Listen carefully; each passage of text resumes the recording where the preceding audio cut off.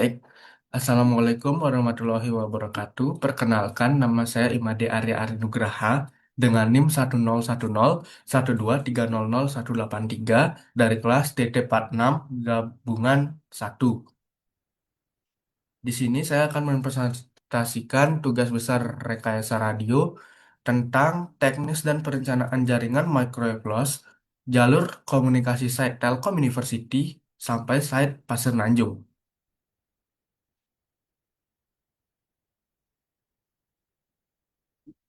Nah, untuk ringkasan proyeknya, di sini perencanaan link microwave line of sight point to point, di mana teknologi microwave dipilih karena menawarkan konektivitas point to point berkapasitas tinggi dengan waktu implementasi yang relatif singkat. Kemudian studi ini mencakup analisis profil lintasan, clearance, zona Fresnel, link budget, hingga performansi RSL, fat margin, dan availability. Hasil analisis manual atau desk evaluation dan simulasi Petlos 5 menunjukkan link ini layak untuk diimplementasikan. Untuk parameter yang kami gunakan, di sini ada laju data STM1 yaitu 155,52 Mbps dengan frekuensi kerja yaitu 11 GHz dengan jarak link 23,10 km, di mana ini termasuk ke medium haul dengan target availability yang kami dapatkan 99,697%. Nah, kurang lebih gambaran simulasinya seperti ini dari site Telkom ke site Pasir Nanjung dengan jarak 23,1 kilo yang termasuk eh, medium haul. Untuk lebih jelasnya akan saya jelaskan di next. Nah, untuk spesifikasi desain dan lokasi site, di mana di sini tinggi tower di Telkom University atau site A itu 75 meter, sedangkan site B Pasir Nanjung itu tinggi towernya 65 meter. Untuk elevasi tanah di sini kita dapat 665,33 meter di site A Telkom University dan elevasi tanah 819,1 meter di site B Pasir Nanjung. Untuk antenanya, kita menggunakan antena yang sama yaitu HP3 1011 per 0,90 meter untuk antenanya. Jarak total link yaitu 23,10 kilometer, kategori medium haul yaitu kondisi line of sight terpenuhi. Nah, untuk profil lintasan dan clearance zonal Fresnel, di mana kita mendapatkan FSL itu 140,55 dB dengan frekuensi 11 GHz dan jarak 23,10 dengan koreksi ketinggian bumi 7,867 meter dengan eh, K sama dengan 1,33. K di sini merupakan faktor kelengkungan bumi.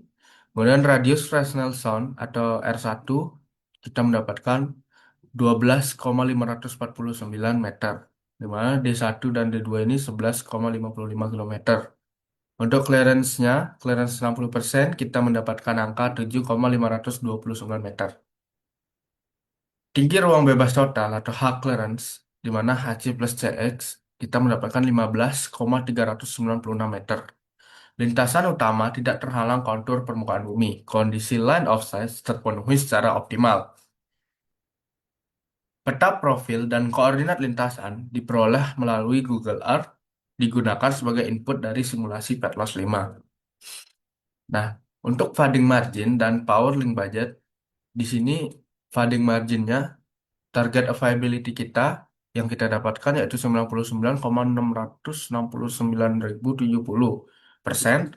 Kemudian probabilitas outage di mana R min kita 1 dikurang 0,9096 sekian, kita mendapatkan 0,33. Untuk funding margin minimum, kita mendapat 34,81 dB, di mana funding margin ini mengantisipasi fenomena multipath fading akibat pantulan gelombang di beberapa titik permukaan tanah sepanjang lintasan. Untuk power link budget, di sini daya pancar atau PTX, kita mendapatkan 37,1 dBm, RTH atau receiver threshold kita mendapat minus 76 dBm. FSL free space loss kita di 140,55 dB. Fading margin kita mendapatkan di 16,23 dB. Kemudian loss kabel TX per RX di mana 7,61 hingga 8,45 dB. Gain antena yang dibutuhkan yaitu 29,87 dBi. Antena terpilih yang kita gunakan yang tadi seperti yang tadi dibilang HP3 1011 dengan diameter 9 meter. Gain aktual yaitu 29,87 dBi ini memenuhi kebutuhan minimum. Nah, untuk simulasi dengan PetLoss 5. Verifikasi hasil perhitungan manual perangkat lunak simulasi link microwave. Peta profil dan topografi. Koordinat dan kontur lintasan diperoleh via Google Earth. Kondisi loss terverifikasi tanpa halangan utama. Dengan jarak link yaitu 23,10 km dan jarak sebagai jarak linknya. Ketinggian antena optimum, hasil simulasi menunjukkan tinggi antena 75 meter di side A dan 65 meter di side B dengan RSL atau Received Signal Level minus 59,77 dBm. Analisis multiplet teridentifikasi lintasan refleksi permukaan tanah pada bagian tengah akhir lintasan berpotensi multifat fading namun terasasi oleh fading margin design. Untuk thermal fade margin kita 16,3 dB dan worst Monses di mana 0,7752%. Nah, kemudian ada BOQ, Bill of Quantity, dan estimasi biaya, di mana kita menggunakan sistem antena dengan perangkat parabola HP3 1011 dengan diameter antena 90 meter, 0,90 meter, menggunakan dua unit seharga 40 juta. Kemudian sistem radio, radio microwave dengan tipe MDR 6711,8 dua unit 130 juta. Kemudian transmisi yaitu kabel feeder EWP 90 dan EWP 127A 127 dua roll yaitu 48 juta. Infrastruktur tower telekomunikasi 75 meter di site Telkom University dan 65 meter di site Pasir Nanjung dengan harga 560 juta. Biaya hak penggunaan frekuensi izin stasiun radio yaitu per stasiun atau satu site yaitu 2.100.000 dengan total dua set dibagi satu link yaitu 4.200.000. Total estimasi BOQ yaitu 778 juta.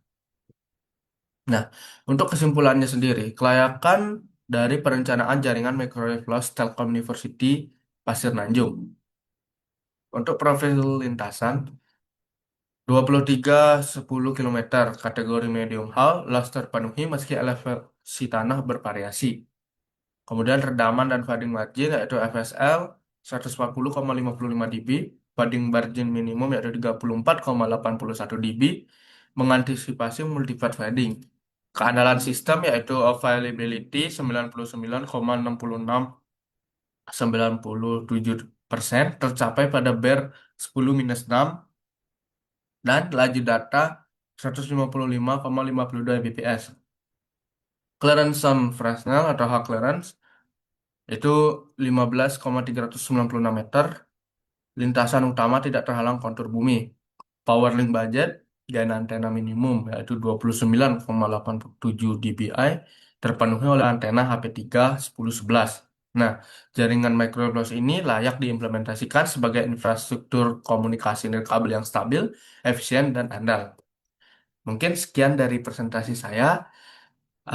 Wassalamualaikum warahmatullahi wabarakatuh. Terima kasih.